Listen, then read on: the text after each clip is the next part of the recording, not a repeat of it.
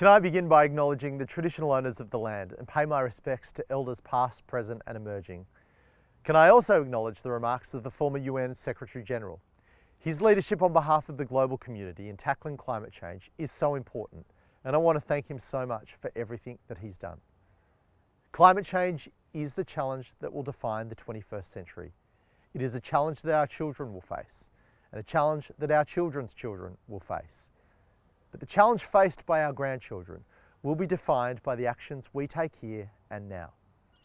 You only need to think back to 2 years ago, when New South Wales was in the grips of one of the worst droughts in our history and was about to suffer through the most devastating bushfires in living memory. It's worthwhile reflecting on some of the images from those times. Towns having to get their water delivered in trucks, not provided out of a tap. Australians huddled by the beach, not to enjoy the surf and the sun, but to take refuge from extreme wildfire. We had the Opera House and the Sydney Harbour Bridge shrouded in smoke. And we had the Wallamai pine, a prehistoric tree that has outlived the dinosaurs, only surviving because of the heroic work of our brave men and women in the National Park Service. Unfortunately, this is the reality of climate change. It's not just being seen here in New South Wales, it's been seen around the world. In North America, with unprecedented heat waves, fires and drought challenging emergency services like never before.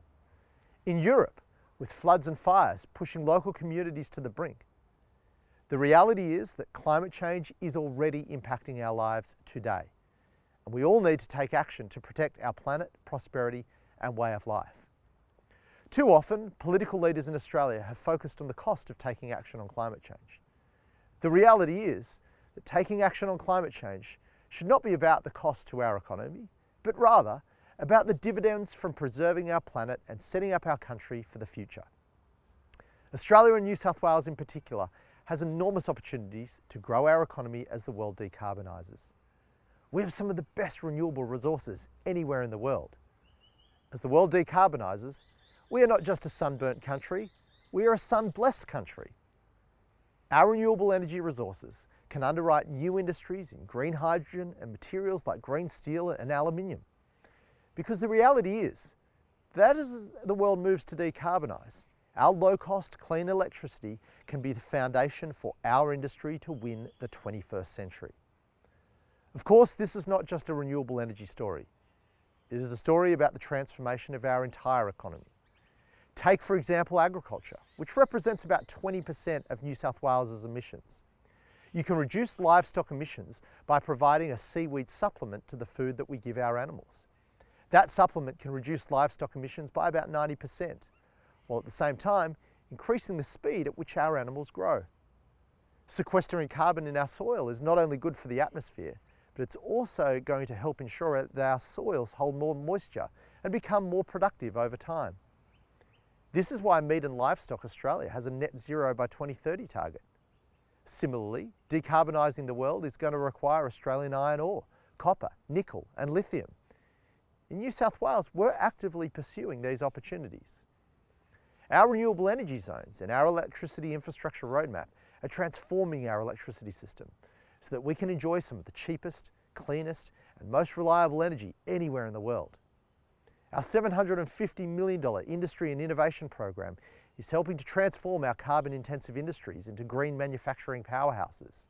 And our Net Zero Primary Industry program will help make our farmers more productive, more prosperous and protect the planet. But the New South Wales Government cannot get net zero done alone. Decarbonising our economy is going to require everyone playing their part. It requires our industry, our banks and our big businesses to reduce their own emissions, while also helping their suppliers and customers to reduce theirs as well. It's going to require our super funds and investors to provide the capital to rebuild our economy into one that is stronger and more resilient in a net zero world.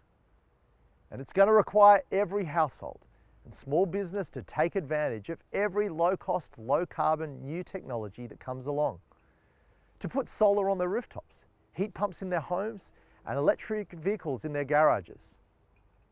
But we also need a new politics. We need to move beyond a politics focused on vested interest to a politics focused on the national interest. We need to move beyond the politics of false facts, fear and prejudice to a new politics of hope, aspiration and confidence in the creativity, intelligence and determination that took us to the moon and cured us from disease. I'm proud that in New South Wales, the Liberal Party, the Labor Party, the National Party, the Greens, the Animal Justice Party, the Christian Democratic Party and all the New South Wales independents joined together to pass the biggest renewable energy package in our nation's history. Now, there were differences of opinion and compromises that needed to be made to get that legislation passed, but underpinning it was a deep commitment in the New South Wales Parliament to protect our planet and set our people up to take advantage of the opportunities that a low carbon future will provide us. I'm heartened that in the United States last week, a group of Republicans and Democrats joined together to pass a $1.2 trillion down payment on the future of our planet. The new politics I'm talking about is not the thing of dreams. It is the thing that we have already shown that we can do. We know that when we bring our best selves to our parliaments and focus on building our country on common ground rather than fracturing it based on divisions, that we can succeed. Remaking our politics and building a better country is the responsibility of every single citizen. It is our responsibility when we purchase things for our homes, when we choose where to invest our superannuation, when we decide who we bank with, and when we decide how to vote at the ballot box.